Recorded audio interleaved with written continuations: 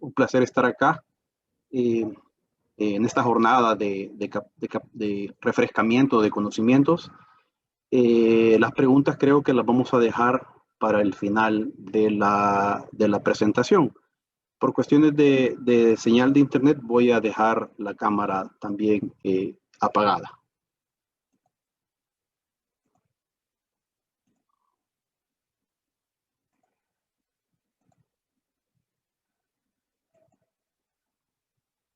¿Se observa, doctora Vázquez, la presentación?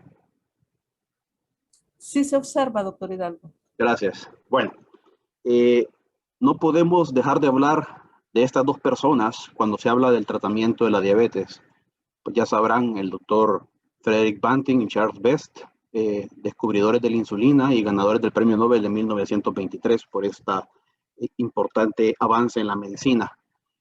Tenemos uno de los primeros frascos ahí que ustedes pueden ver de la insulina extraída a partir de cerdo, ¿verdad?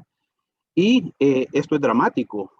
1921, el descubrimiento de la insulina, y ven esa fotografía publicada en el New England Journal, a donde se observa, gracias al descubrimiento de estas dos personas, como una niña en aquel entonces diabética tipo 1 casi estaba al borde de la muerte, se puede decir, y totalmente recuperada tras el inicio del tratamiento con la insulina.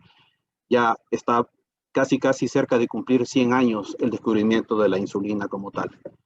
Esta otra gráfica es alarmante, ya que podemos ver cómo ha ido al transcurso de los años, y esta gráfica representa 30 años en la población de Estados Unidos, a donde prácticamente en 30 años ha sufrido una multiplicación por 4 el número de diabéticos solo en Estados Unidos. ¿Y cuál es la causa? Bueno, si vemos esta figura, muchos dicen que el hombre viene del mono, ¿verdad? Otros, pues, creencias religiosas, que Dios creó el mundo, pero lo importante es que esta persona, en su momento cuando era cavernícola, o en las épocas allá época del hierro y todas esas cosas, obviamente la comida no había abundancia de esta y tenían que andar migrando de lugares en lugares para conseguirla o cazando.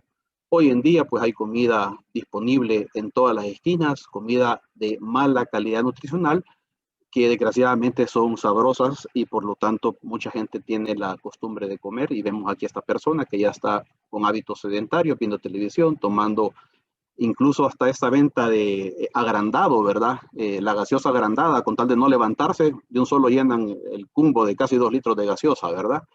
Y si le agregamos a esto que hoy en día existen aplicaciones para encender la luz, el foco, ya lo hago desde el teléfono, ni siquiera me levanto para ir a encender el switch, no se diga todas las aplicaciones que hoy existen en una casa para dirigirlas a través de un teléfono celular.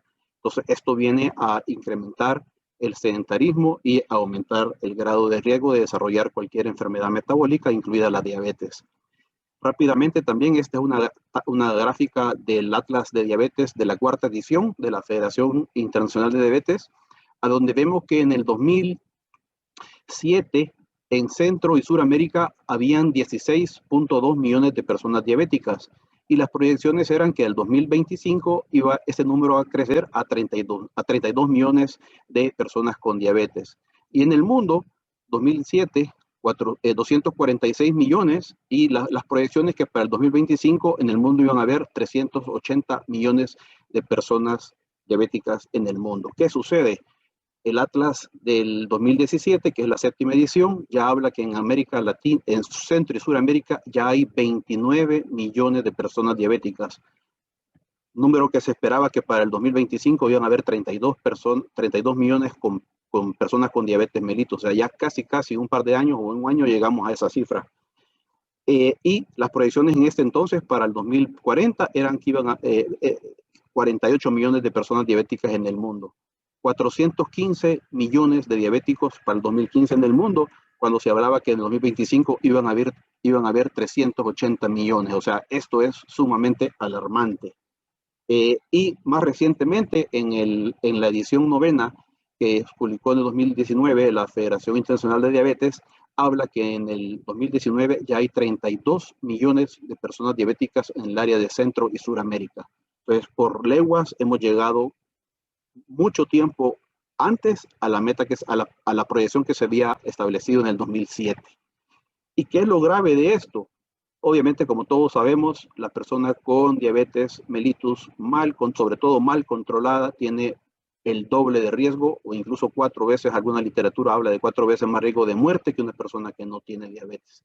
Y esto se debe principalmente a muertes por enfermedad cardiovascular en un 50%, en un 10 a un 20% de los pacientes mueren por enfermedad renal crónica terminal y más de la mitad de los pacientes tienen complicaciones de la neuropatía diabética, entiéndase amputaciones. En El Salvador no estamos muy bien que se diga. En una publicación de la Asociación Salvadoreña de Diabetes 2016 se hablaba que alrededor de 800,000 personas en el país eran conocidas por tener diabetes. Otro gran porcentaje de personas que no se conoce como tal.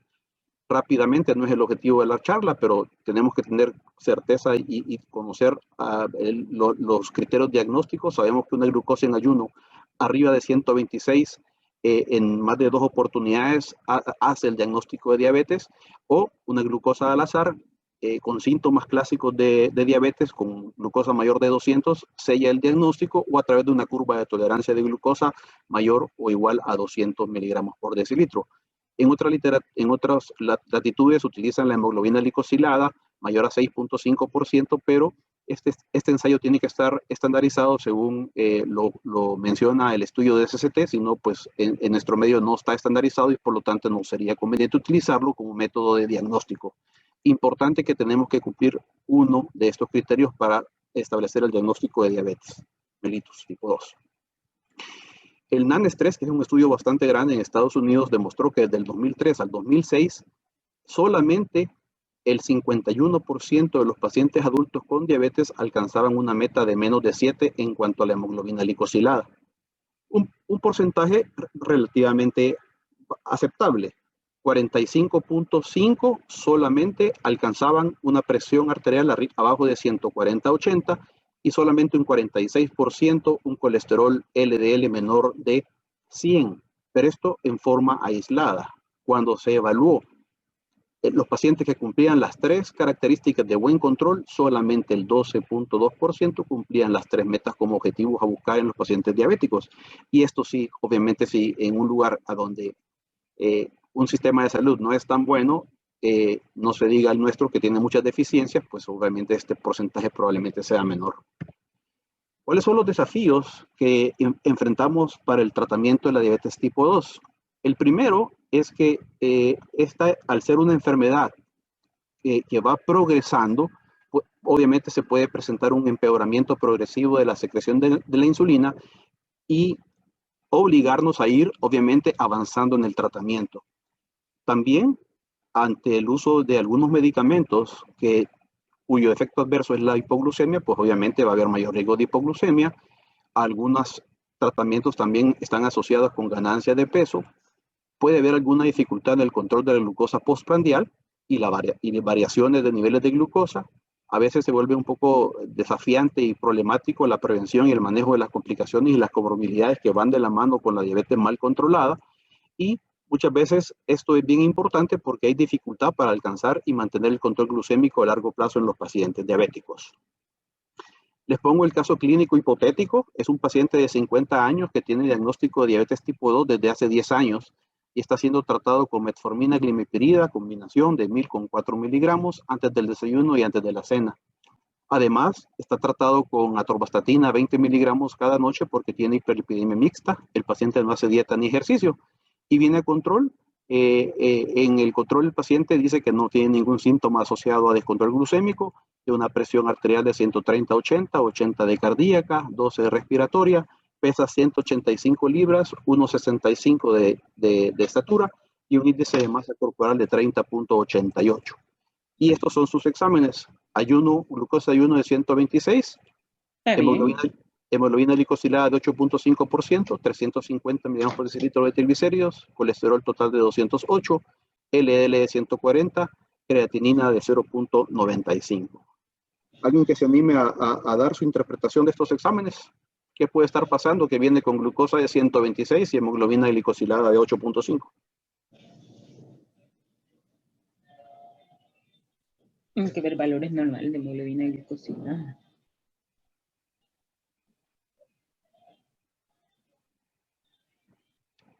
La hemoglobina glicosilada, yo le llamo que es el examen que desenmascara al paciente que no dice la verdad, ¿verdad? Porque este paciente obviamente... ¿Hola? Se tomó la pastilla ese día y en realidad solo para el control, porque la hemoglobina glicosilada pues está bastante alta. Exactamente. Muchas veces el paciente hace dieta, usa sus medicamentos 1, 2, 3, 4, 5 días antes del examen, pero el resto del tiempo entre consulta y consulta hace lo que le da la gana. Sabemos Correcto. Que la hemoglobina glicosilada se modifica al cabo del tiempo de la vida media del eritrocito, que son 121 días. Entonces, imposible que la hemoglobina glicosilada baje en una semana, ¿verdad? Ok. Este mismo paciente acude a un nuevo control, se le hizo énfasis que tiene que hacer dieta, ejercicio, todos los beneficios que esto conlleva, y viene con estos parámetros. Hemodinámicamente estable, viene con glucosa, siempre asintomático, 170 libras, ha perdido peso, ¿verdad? Le bajó el índice de masa corporal, viene con glucosa de 120, siempre viene con la hemoglobina de 8.3, triglicéridos mejoraron, colesterol total y LDL mejoraron y la creatinina está en un rango aceptable. ¿Qué es lo que está pasando?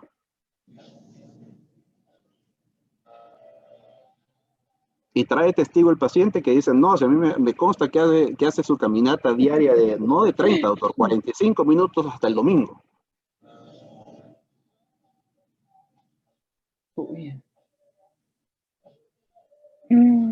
Se yuca. ¿Será que está haciendo? No, pero tiene glucosa en ayunas de 120, no puede estar haciendo. Ajá, si la glucosa en ayunas de 120 está bastante bien. ¿Qué es lo que puede estar pasando? Que el paciente se descontrole en la glucosa postprandial, ¿verdad? Entonces tenemos que verle al paciente, una vez hemos logrado control glucosa de ayuna y no mejora la glicosilada, tenemos que fijarnos en las glucosas postprandiales para lograr el control que va basado en la meta de la hemoglobina glicosilada, que más adelante lo vamos a ver, nos hayamos planteado para X paciente en particular. Este paciente se le hace el ajuste que se requiere y se mantiene en los subsecuentes controles con muy buen control metabólico. Hemoglobina glicosilada, como se la habíamos planteado, de 6.5 y la mantenía. Pero luego de estar en control, el paciente sigue tomando metformina y glimepirida, viene ya refiriendo poliuria, polidipsia, visión borrosa, se despierta 4 veces a orinar en la noche, sensación de fatiga y adinamia, y sigue haciendo regularmente el ejercicio y la dieta. Viene con estos parámetros, ha perdido más peso, ¿verdad? Y viene con estos laboratorios. 256 miligramos por decilitro de glucosa, glicosilada de 9, creatinina de 1,1, colesterol y triglicéridos aceptables, un poquito alto el LDL. ¿Cómo procederían en el tratamiento de este paciente? Habría que cambiar el medicamento. Perdón, ¿quién habla? Hola, doctora.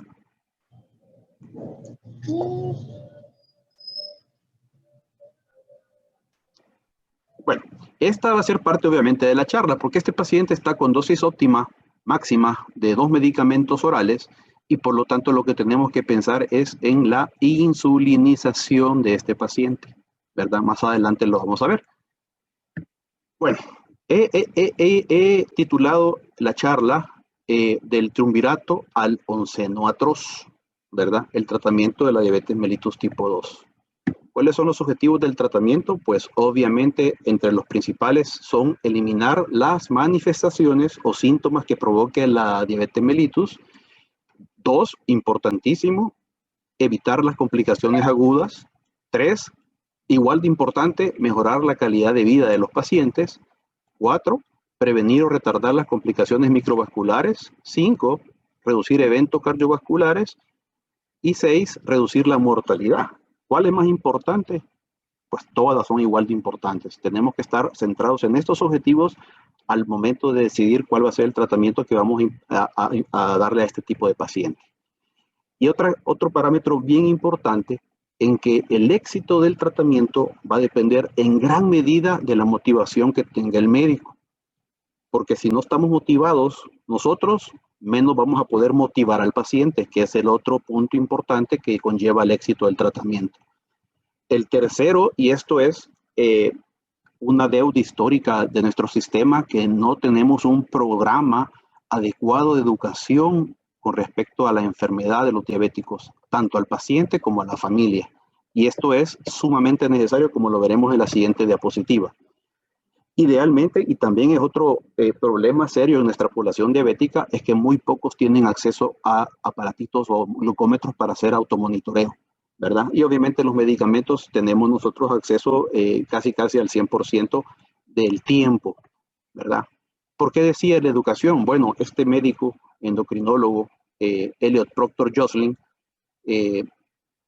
allá por 1930 decía: la educación en diabetes no es solamente parte del tratamiento, es el tratamiento. Por eso es que es importantísimo que nuestros pacientes diabéticos tengan acceso a educación en diabetes. Y esto lo decía el doctor Joslin allá en 1930, y el UKPDS luego lo viene a convalidar. La educación se relaciona directamente con la disminución de las complicaciones tanto micro como macrovasculares. Los pacientes que no tienen educación en diabetes pueden tener hasta 4 veces mayor riesgo de complicaciones mayores. Lo que les decía, tanto el UKPDS como el DSST, que son estudios de diabetes, dicen que es imposible disociar la educación en diabetes del tratamiento, ¿verdad? Y obviamente, como ya lo mostrábamos en las gráficas previas, las estadísticas van mostrando que la prevalencia de la diabetes se va duplicando cada 15 años. Entonces, para prevenir la enfermedad se hace urgente. Si pueden apagar ese micrófono, por favor.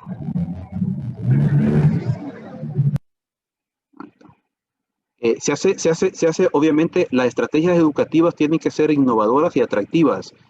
Obvio que el regaño no es para mi juicio, una herramienta válida, porque yo regaño al paciente y en 1 o 2 semanas se le olvidó el regaño. El asustarle que se va a dañar en los riñones, que se le va a dar infarto, que le van a amputar las piernas.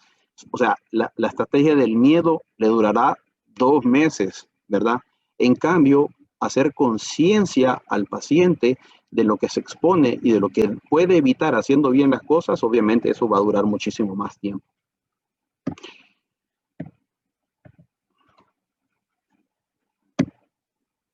En cuanto a la fisiopatología, el doctor Ralph DeFronzo describía rápidas evolución del conocimiento de las vías fisiopatológicas relacionadas al desarrollo de la diabetes en el año 2009, y es a donde se hablaba del triunvirato. O sea, 3 condiciones que tenían como eje central el desarrollo de la hiperglucemia. Y el primero es la disminución de la secreción de insulina por la célula beta, el aumento de la producción hepática de glucosa y resistencia de la acción de la insulina en el tejido periférico. Y ambas, o las 3 cosas, llevaban al desarrollo de la hiperglucemia. Qué fácil en el 2009 tratar la diabetes, ¿verdad? Con sulfonilureas y metformina se solucionaba todo. Pero luego aparece el famoso octeto ominoso hace un par de años, y ya empiezan a hablar de 8 mecanismos fisiopatológicos que empeoran la hiperglucemia. Obviamente está la disfunción de la célula beta con alteración en la secreción de insulina. Existe la producción hepática de glucosa, que se hablaba en el 2009. La disminución de la resistencia o la acción, de la insulina a tejidos periféricos. Pero ya se empezó a hablar de disfunción de neurotransmisores, de la disminución del efecto incretínico, de una alteración en la función de la célula alfa con mayor liberación de glucagón, y obviamente una reabsorción de glucosa en el riñón aumentada. O sea, ya habían 8 mecanismos responsables de la hiperglucemia, y si eso no fuera poco, aparece el 11º atroz. O sea, ya hay 11 mecanismos por los cuales la hiperglucemia empeora en estos pacientes. Tampoco me voy a detener en esto, ya todos sabemos que hay varios tipos de medicamentos o grupos de medicamentos asociados al tratamiento de la diabetes, y dependiendo del medicamento que utilicemos, así podemos tratar diferentes mecanismos fisiopatológicos que van a mejorar al paciente en su control glicémico. Las metas, hay 2 corrientes principales: la Asociación Americana de Diabetes y la Asociación Americana de Endocrinólogos Clínicos. Ninguna de las dos es buena o mala. Uno decide cuál de las dos elegir. La ADA en general propone una glucosa de ayuno, una meta de 80 a 130 miligramos por decilitro, una glucosa 2 horas postprandial menor a 180 y una hemoglobina glicosilada en general menor de 7. La Asociación Americana de Endocrinólogos Clínicos sugiere unas metas más estrictas, una glucosa en ayuno abajo de 110, una glucosa 2 horas postprandial abajo de 140 y en general una hemoglobina glicosilada abajo de 6.5. La hemoglobina glicosilada es una meta que debe ser individualizada a metas más estrictas, o sea, abajo de 6.5 o arriba de 6.5. Y hay diferentes factores que pueden ser que son no modificables y factores que son modificables. Entre ellos, la duración de la enfermedad. Si yo tengo un paciente que tiene 3 años de diagnóstico, pues obviamente yo me tengo que ir porque este paciente tenga una glicosilada abajo de 6.5.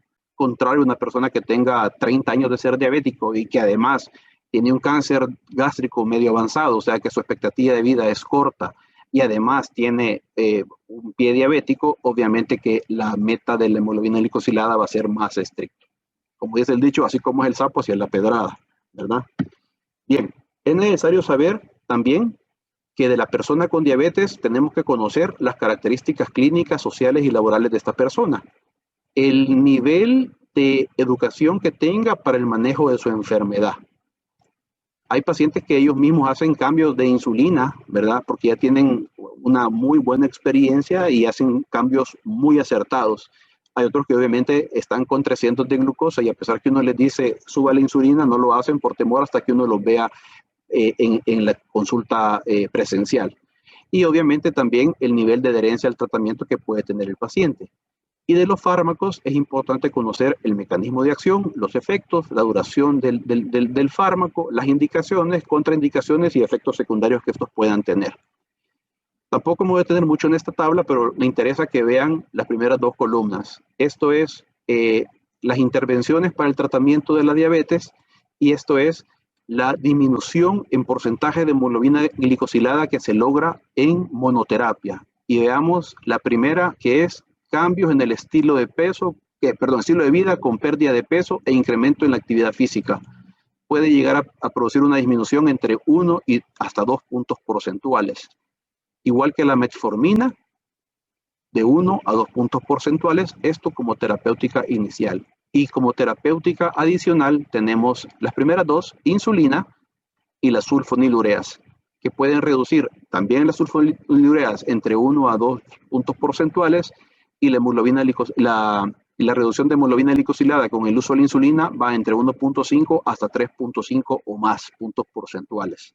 Entonces, como vemos, las herramientas de cambio del estilo de vida puede ser de mucho beneficio, pero el problema es que al año se vuelve insuficiente, ¿verdad? Porque el paciente se aburre, se frustra y vuelve a dejar de hacer el ejercicio y la dieta. Tampoco me voy a detener en el algoritmo de la Asociación Americana de Diabetes. Lo que quiero hacer énfasis es que como terapéutica de primera línea, siempre que no exista contraindicación y el paciente la tolere adecuadamente, la metformina es el primer tratamiento a tomar en consideración. Y además, un cambio en el estilo de vida que incluye manejo del peso y actividad física. Si el paciente después de 3 meses no ha logrado la meta que nosotros le propusimos, pues entonces pasamos a un segundo fármaco, agregando, no sustituyendo. Y en nuestro caso, en la institución, pues nos vamos a la sulfonilurea que tenemos, que es la glimepirida, e igualmente de 3 meses con el tratamiento combinado, si no se logra la meta, en nuestro caso nos tocaría iniciar insulina basal, que más adelante lo veremos. Esta me gusta mucho. Es el algoritmo del manejo de la diabetes de la Asociación Americana de Endocrinólogos Clínicos y como vemos nuevamente el cambio del estilo de vida es fundamental, ¿verdad? Aquí lo que me gusta de este algoritmo es que nos pone la intensidad del tratamiento que vamos a darle al tratamiento cuando está debutando, ¿verdad? Si la hemoglobina glicosilada está menor a 7.5 por ciento, nos vamos en monoterapia, habitualmente con metformina, que es la que tiene totalmente la rayita delgada llena en verde. Si del cabo de 3 meses con dieta y ejercicio y metformina el paciente no logra la meta, pasamos a doble terapia. En nuestro caso nos tocaría sulfonilureas. Y si después de 3 meses no logramos la meta establecida en cuanto a los parámetros de buen control, entonces pasamos a un tercer fármaco que es la insulinización. Si el paciente está debutando con diabetes y tiene entre 7.5 y 9% de hemoglobina glicosilada, podemos entrar de una vez con doble terapia o triple terapia si está cercano al 9. Y si estamos en doble terapia, obviamente el siguiente paso, si no logramos control, es la insulinización. Y si el paciente está debutando y tiene más de 9% de hemoglobina glicosilada y está muy sintomático, pues de entrada le tocará insulina más otro agente que probablemente sea metformina, y esto no casa al paciente que de por vida le va a tocar insulina. Si se apega muy bien al tratamiento no farmacológico, baja de peso, etcétera, es posible poder luego traslaparlo a medicamentos orales. En cuanto al tratamiento, se sugiere iniciar tratamiento con antidiabéticos orales desde el momento del diagnóstico. O sea, no le voy a decir al paciente, mire, le voy a dar chance 3 meses que haga dieta y ejercicio. No, todos los algoritmos de manejo de la diabetes sugieren que al momento del diagnóstico tiene que iniciársele tratamiento farmacológico al paciente, además de hacerle, obviamente, hincapié, énfasis, que el tratamiento no farmacológico, o sea, el cambio en el estilo de vida es fundamental para lograr una meta que debe ser vista entre los siguientes 3 a 6 meses para ver si se logró. La metformina y las sulfonilureas hoy por hoy continúan siendo los pilares actuales del tratamiento de la diabetes tipo 2 y representan los hipoglucemiantes orales más utilizados en el mundo. Y esto muy probablemente tenga que ver con los costos. Estamos hablando de instituciones autónomas o de instituciones públicas, obviamente.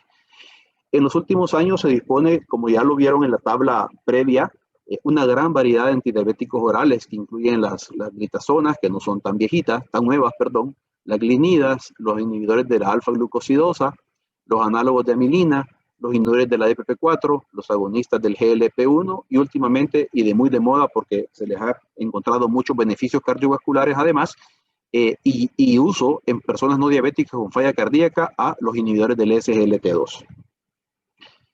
La metformina siempre ha demostrado que tiene muchos beneficios y el UKPDS demostró que asociaba un riesgo de reducción de un 32% de cualquier evento micro o macrovascular relacionados a la diabetes cuando se comparaba con el uso de la insulina y las sulfonilureas en pacientes obesos.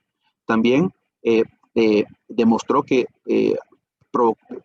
provocaba una reducción del 42% en las muertes relacionadas con diabetes y una reducción del 36% de la mortalidad por cualquier causa. Entonces, metformina tiene una muy buena eficacia y beneficios adicionales. También este fármaco está recomendado en el tratamiento de primera línea en los pacientes con diabetes tipo 2, esto sin renunciar a todos los beneficios que ya vimos que tiene el cambio en el estilo de vida para el control del paciente diabético. Y como les decía, las propuestas de todos los algoritmos del tratamiento de la diabetes tipo 2 incluye la metformina como primera opción siempre y cuando no haya contraindicación y haya tolerancia al medicamento. En cuanto a la seguridad de la metformina, pues sabemos que el efecto adverso más severo conocido para la metformina es la acidosis láctica. Y esta se describe con una incidencia de 3 pacientes por 100.000 pacientes años tratados y con un riesgo de mortalidad por esta situación de aproximadamente 1.5 por 100.000 pacientes por año. Yo, en lo que tengo de estudiante de medicina, de residente de medicina, agregado de medicina, estudiante de endocrino y lo que llevo de endocrinólogo, jamás he visto una acidosis láctica asociada a metformina. ¿Y por qué? Porque usualmente todos sabemos y lo hacemos que cuando el paciente desarrolla una condición que puede o que le genera hipoxia, inmediatamente suspendemos la acidosis láctica, la metformina, perdón, para no desencadenar una acidosis láctica, ¿verdad? Entonces, la mayoría de los casos que se han descrito de la acidosis láctica asociada a metformina es porque han sido incorrectamente tratados o que no se les ha suspendido el medicamento en alguna condición que lo amerita, especialmente en presencia de insuficiencia renal crónica, como lo veremos más adelante. Esto ya lo saben ustedes, obviamente. El efecto adverso más severo es la acidosis láctica. El efecto adverso más frecuente de la metformina es síntomas gastrointestinales: náuseas, dolor abdominal, sabor metálico en la boca, diarrea, ¿verdad? Por lo tanto, en la Asociación Americana de Diabetes sugieren que se debe iniciar con una dosis pequeña, ya sea 500 miligramos tomada 1 o 2 veces al día, o de 850 una vez al día. Yo usualmente se la recomiendo al paciente que se la tome en medio de la cena para minimizarle la aparición de efectos adversos, pero se puede tomar antes o después, o en medio, sin ningún problema. Uno, como prescriptor, inmediatamente antes de despachar al paciente, debería decirle que tome esta dosis por una semana. Y si no aparecieron efectos adversos gastrointestinales o fueron de leve intensidad, automáticamente el paciente a la semana de inicio debe de aumentar la dosis a 850 miligramos tomadas 2 veces al día. No le vamos a esperar a los 3 meses que regrese el paciente para decirle, vaya, la tolero, sí, hoy súbale. No, si en una semana no desarrolló síntomas, el paciente automáticamente en casa la aumenta a 2 tabletas diarias. Si aparecen síntomas gastrointestinales con el aumento de la dosis, se regresa a la anterior y se espera una semana para intentar volver a subir la dosis en la siguiente. Sabemos que la dosis máxima permitida de metformina son 2.250 miligramos al día, pero la dosis máxima efectiva, o sea que con la dosis con la que vamos a lograr mayor efecto es con 2 gramos diarios, ¿verdad? Y a veces esto se puede traslapar a 2 tabletas de 850 miligramos en el día, ¿verdad? Y este ligero aumento de 550 miligramos a la dosis máxima efectiva, pues no se obtienen mayores efectos benéficos, sino más bien efectos adversos. Por lo tanto, no sería conveniente llevar la dosis de metformina a la dosis máxima, sino quedarnos con la dosis máxima óptima, que son 2 gramos diarios.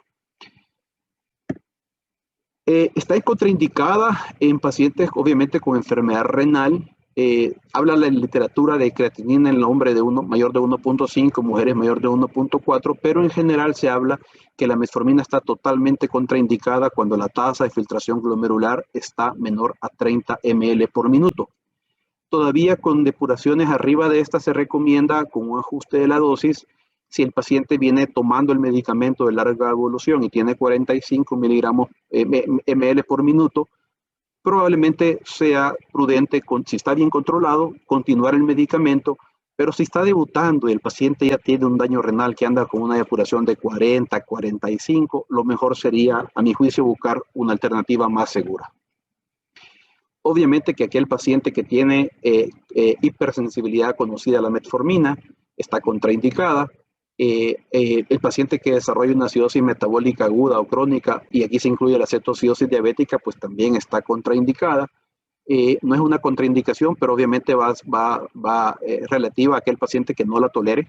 Hay pacientes que toman la metformina y les da una diarrea terrible, ¿verdad? Que obviamente es incómoda y no la pueden continuar usando, y por lo tanto constituye una contraindicación utilizarla, y tendríamos que buscar otra alternativa. En aquellos pacientes que van a ser sometidos a estudios radiológicos que incluye el uso de material de contraste yodado, debe suspenderse al menos 48 horas antes la metformina de los estudios y reiniciarse al menos 24 o 48 horas después del estudio con material de contraste, evaluando la función renal después de para ver que no haya quedado alteración de la función y que contraindique el uso de la metformina. Esto precisamente para evitar la presencia de acidosis láctica. En cuanto a las sulfonilureas, pues son medicamentos que también han sido utilizados por más de 5 décadas para el tratamiento de la diabetes. Sabemos que el efecto adverso más importante de las sulfonilureas son la hipoglucemia, ¿verdad? Tiene una aparición que varía entre 1.8 hasta un 59% de los casos, y de casos severos de hipoglucemia, que es notificada entre el 1.9 y el 3.5% del total de casos de hipoglucemia. O sea, ese es el efecto más importante de las sulfonilureas. El otro es que puede producir ganancia de peso. Tenemos en nuestra institución, pues ya lo saben ustedes, la glimepirida, que viene en tabletas de dosis de 4 miligramos.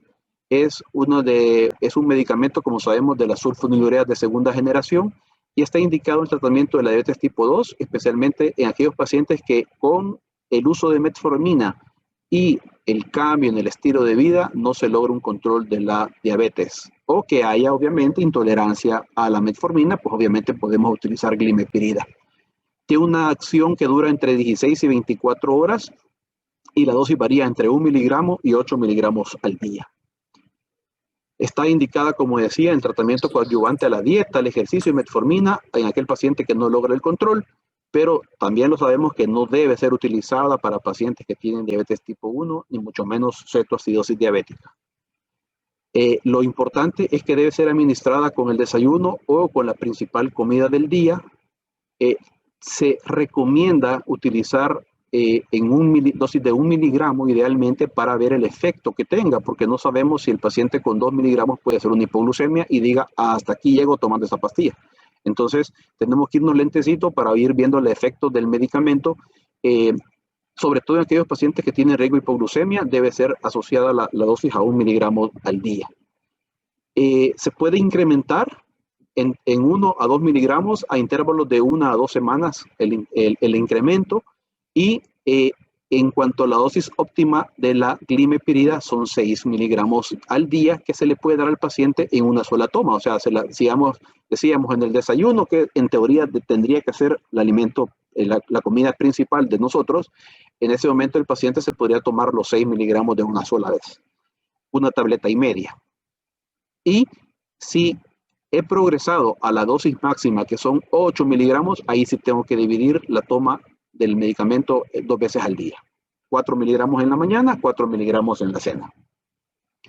Entre los efectos adversos secundarios, los frecuentes, obviamente, la hipoglucemia es el más importante. Les decía, ganancia de peso. Poco frecuentes o raros, trastornos gastrointestinales, erupciones cutáneas, trastornos hematológicos, pero tiene amplias ventajas, que tiene pues una experiencia en su uso más de 5 décadas, como les decía.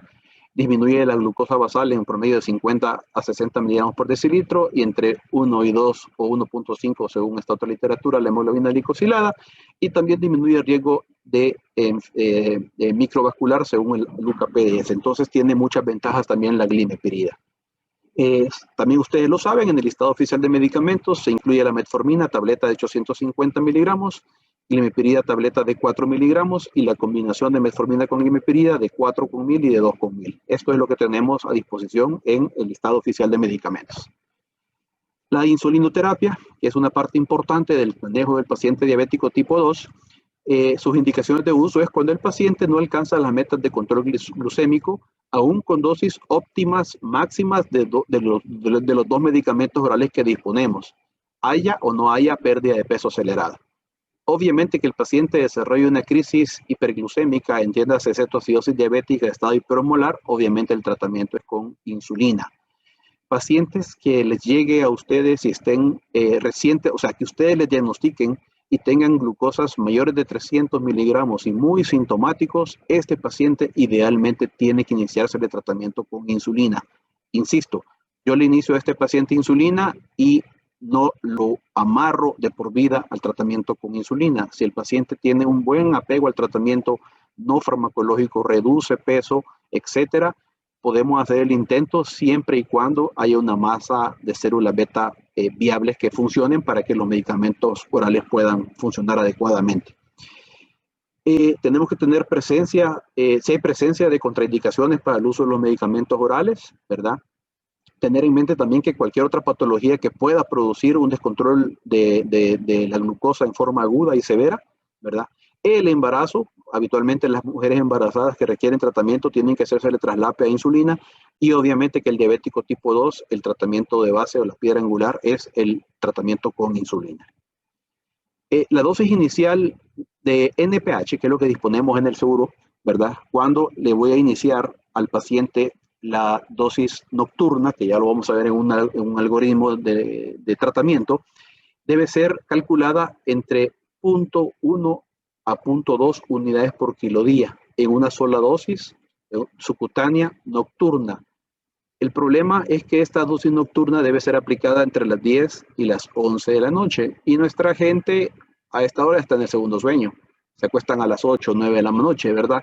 Entonces, lo ideal es ponerla a esta hora, pero no voy a tener despierto al paciente que se despierta a las 3 de la mañana para ir a trabajar, despierto hasta las 10 para ponerse la insulina. Entonces, se la puede poner 8 o 9 de la noche. O cajoneramente podemos iniciarle 10 unidades, pero podemos calcularla por kilo de peso. Y los aumentos o reducciones de la dosis van a ir de acuerdo a la meta que hayamos logrado. Pueden haber incrementos de 2 unidades cada 3 días o de 4 unidades cada 3 días, como lo veremos más adelante.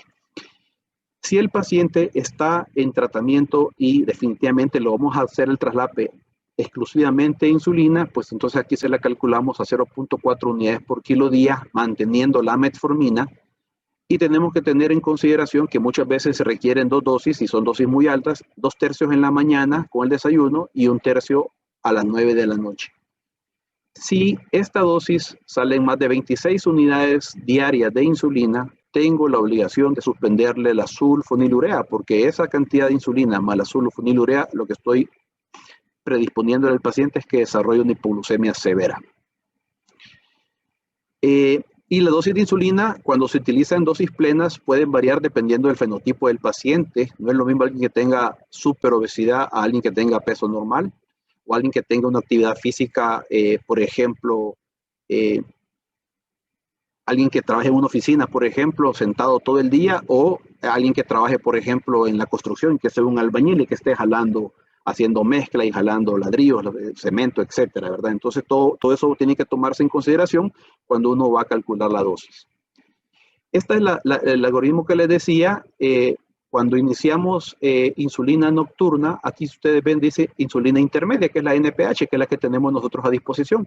Se debe poner en la noche, bedtime, 10 de la noche. Si tienen pacientes que les dicen, mire doctor, yo quiero comprar esa plumita porque, aunque es prohibido, ¿verdad? Pero uno nunca sabe.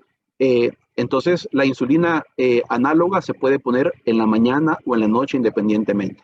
Y como les decía, de 10 unidades en forma cajonera, o aquí le ponen calculada a 0.2 unidades por kilo. Se debe chequear la glucosa diariamente y cada 3 días ir aumentando 2 unidades si el paciente mantiene glucosa abajo de 180, pero arriba de la meta que es 130. Y podemos aumentarle hasta 4 unidades cada 3 días si la glucosa persiste arriba de 180.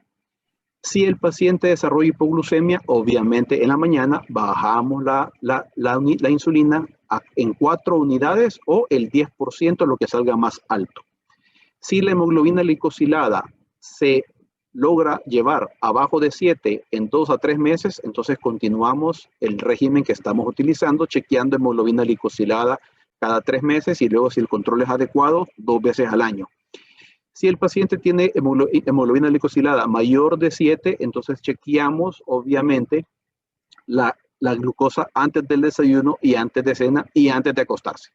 Y dependiendo de los resultados, ahí vamos agregando más insulina o una segunda inyección de insulina NPH. Por ejemplo, si la glucosa de ayuno antes del almuerzo es la que está fuera de rango, podemos agregar insulina rápida antes del desayuno. Si la glucosa antes de cena es la que está fuera de rango, podemos poner una dosis de insulina NPH en la mañana, en el desayuno, o insulina rápida al almuerzo. O si la glucosa que está fuera de rango es antes de dormir, que esta meta habitualmente se sugiere que sea abajo de 140, lo que podemos poner es una dosis de insulina rápida antes de cena. Si logro que la glicosilada esté después de 3 meses abajo de 7, continúo con el régimen con lo que he logrado hacerlo. Si por el contrario la glicosilada está arriba de 7, entonces ya vemos las glucosas pre-comida, ¿verdad? Si están fuera de rango, necesitar otra inyección. Y si continúa la hemoglobina glicosilada arriba del rango que hemos planteado, entonces tenemos que irnos a ver las glucosas postprandiales y ajustar obviamente la dosis de insulina de acción rápida preprandiales para lograr esa meta.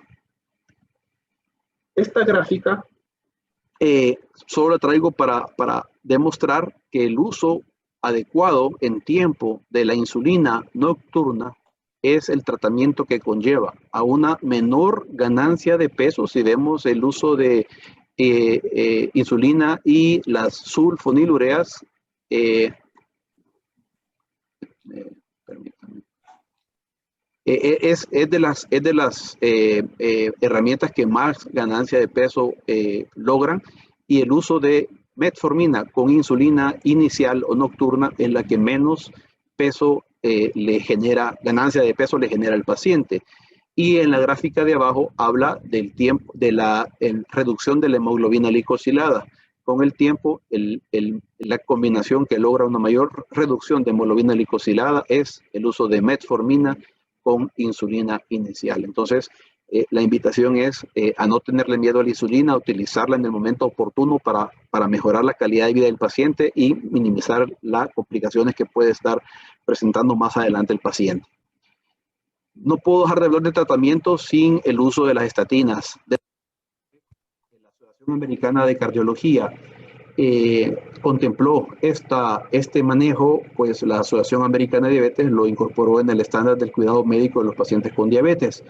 Y aquí vemos una persona menor de 40 años que no tiene ningún factor de riesgo para enfermedad cardiovascular aterosclerótica, y obviamente que no tiene enfermedad aterosclerótica, no tiene recomendación de tomar ningún tipo de tratamiento.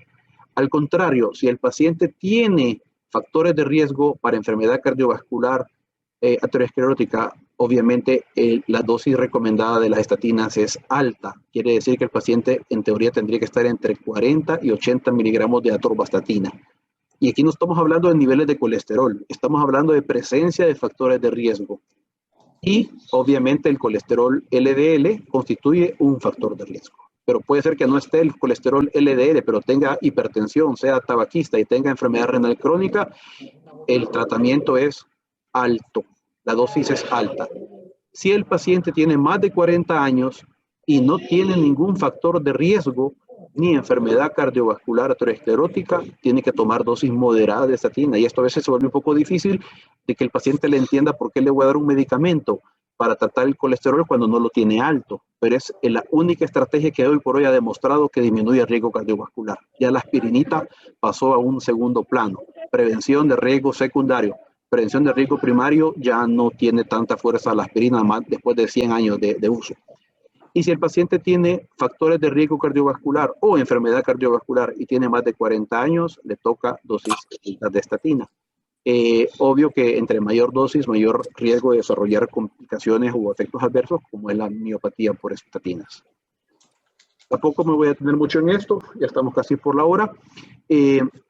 Solo es para que vean la frecuencia que uno debe de tener el chequeo de los pacientes diabéticos, por ejemplo, peso, talla, índice de masa corporal, evaluar si ha dejado el tabaquismo, presión arterial en cada visita, ¿verdad?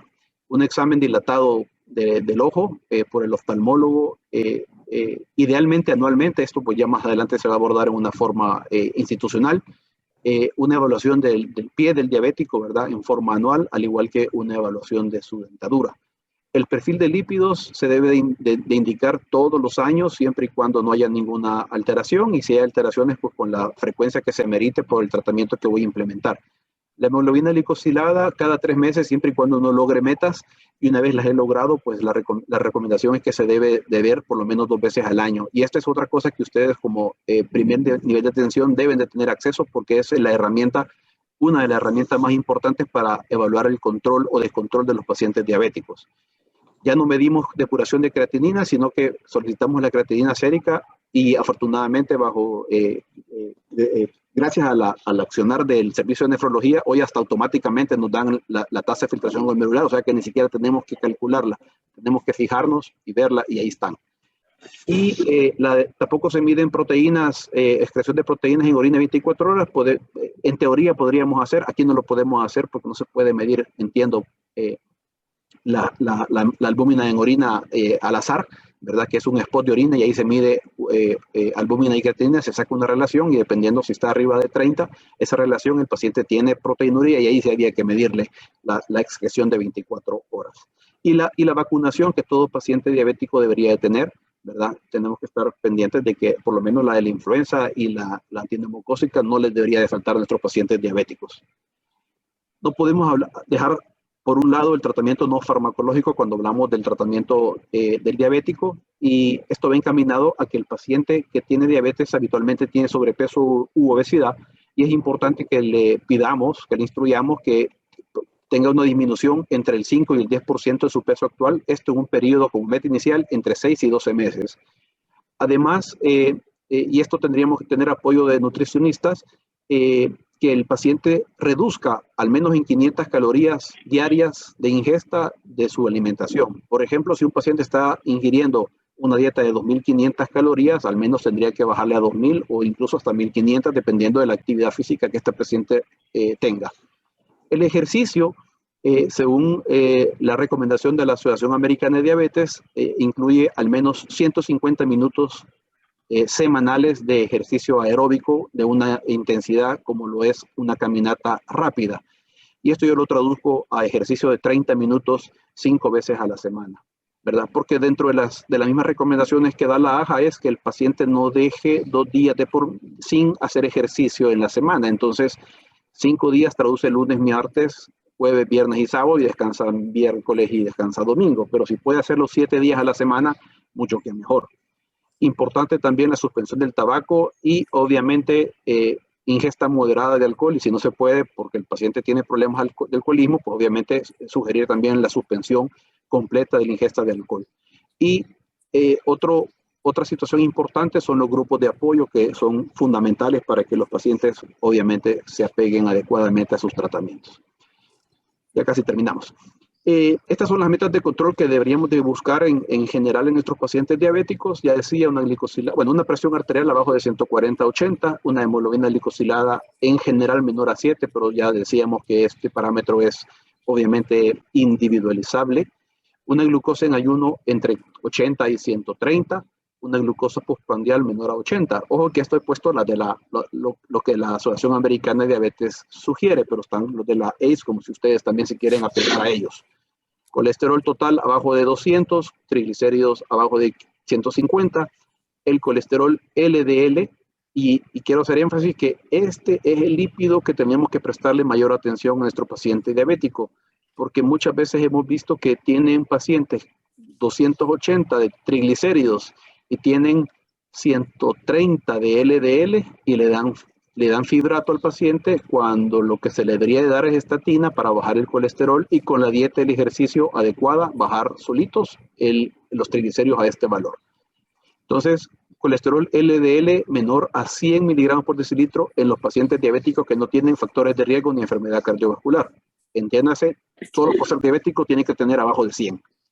Aquellas personas que tienen factores de riesgo para enfermedad aterosclerótica, el valor que vamos a buscar es menor de 70. Y en aquella persona que ya sufrió un infarto, que ya sufrió un evento cerebrovascular, la meta que tenemos que buscar en el LDL es menor de 55 miligramos por decilitro. A veces esto se vuelve muy difícil en un primer nivel de tensión, por lo tanto muchos pacientes tendrían que llegar a un segundo o un tercer nivel de tensión, porque muchos de ellos requieren tratamientos combinados con medicamentos que son NILO y que solo en tercer nivel se pueden adquirir. El colesterol HDL mayor de 40 y 50 respectivamente hombres y mujeres. Obviamente que el índice de masa corporal debería de estar en las metas de normalidad, entre 19 y menor de 25. La circunferencia abdominal menor de 94 centímetros en hombres, 88 en la mujer. Y una excreción de proteínas en orina 24 horas menor a 150 miligramos. Y una reducción de peso, como les decía, entre el 5 al 10% en el lapso del siguiente año. En cuanto al retorno y referencia, esto está basado en las guías del manejo de la diabetes 2012. Entendemos que pronto van a publicar las nuevas guías. La invitación es cuando lleguen, las leamos con detenimiento y veamos qué cambio se le ha hecho, porque así tendríamos que actuar.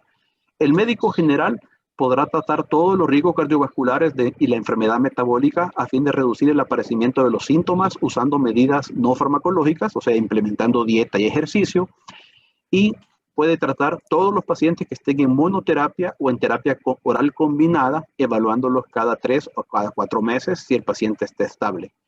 Y anualmente el médico general tiene que solicitarle una evaluación a todos los pacientes que está tratando al médico general de las clínicas metabólicas. O incluso, si el paciente no está controlado, pues obviamente que tiene que entrar la evaluación.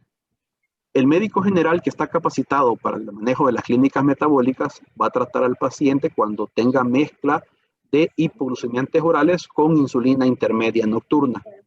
Y este colega de las clínicas metabólicas debe solicitar la evaluación anual al internista de las clínicas metabólicas o al internista interconsultante cuando el paciente no logre ser controlado a pesar de todas las medidas que ha implementado. El médico internista obviamente es el encargado de evaluar al paciente cuando éste ya amerita mezclas de insulinas. Estamos hablando de insulina rápida, insulina regular o más la insulina NPH, con consultas cada 3 o cada 4 meses según el grado del control del paciente. Y si este paciente que está tratado con insulina nocturna, por ejemplo, con los hipoglucemiantes orales, este puede ser regresado si se mantiene estable para continuar el control con el médico general capacitado de clínicas metabólicas. Y el rol del endocrinólogo en este caso es tener el seguimiento y control a todos los pacientes con diabetes mellitus tipo 1. Hago una aclaración, el paciente diabético tipo 1 es aquel que desde chiquito le dijeron que es diabético y que necesitaba insulina y que le hicieron estudios y determinaron que era diabético. Porque aquel paciente que tiene 20 años de ser diabético tipo 2 y de repente hay necesidad de ponerle insulina, ese paciente sigue siendo diabético tipo 2, aunque necesita la insulina para lograr un adecuado control. El paciente con diabetes tipo 2 que requiera terapia insulínica con múltiples dosis, estamos hablando de esquemas intensivos de tratamiento, de 3 o más dosis diarias, o que el paciente esté requiriendo altas dosis de insulina, entiéndase más de 60 unidades diarias de insulina. Cuando haya presencia de comorbilidades con especial riesgo para hipoglucemia, en pacientes que tienen diabetes secundaria y obviamente la mujer embarazada. Este es el últimas 2 diapositivas, el algoritmo de referencia y retorno. Ya decíamos, el paciente con diabetes que está en monoterapia, lo evalúa el médico general, y si el paciente está controlado, él tiene que estarlo viendo cada 3 o cada 4 meses.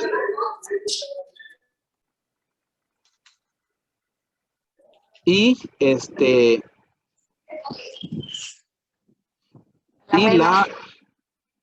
la evaluación obviamente que tiene que pedirle al médico de las capacitado en clínicas metabólicas. Si el paciente está descontrolado, aún a pesar de tener dosis óptimas de medicamentos que ya decíamos que son 2 gramos de metformina al día y 6 u 8 miligramos de glimepirida al día, durante 3 a 6 meses no se logra un control, tiene que ser referido hacia el médico general capacitado de clínicas metabólicas. Y él puede fácilmente evaluar si inicia la insulina NPH nocturna que estábamos hablando. Si el paciente con esa maniobra se mantiene controlado al agregar la insulina nocturna, pues tiene que estarlo evaluando cada 3 o cada 4 meses. Si a pesar de esto el paciente en 3 a 6 meses sigue descontrolado, el médico general de la clínica metabólica tendrá que referirlo con el médico internista y él ya evaluará la utilización de dosis fraccionadas de insulina NPH más la metformina si no hay ninguna contraindicación. Y si el paciente se logra mantener controlado en los siguientes 3 a 6 meses, podrá ser retornado al médico capacitado en clínicas metabólicas. Si el paciente está descontrolado con 2 dosis de insulina fraccionada más metformina, el mismo internista evaluará la necesidad de incorporar insulina regular. Y si el paciente con este tratamiento está controlado, deberá continuar el control con el médico internista. Si a pesar de esta maniobra, en 3 a 6 meses, el paciente no logra su control, tendrá que ser referido para evaluación y tratamiento por endocrinología, que tampoco significa que el paciente va a quedar casado acá.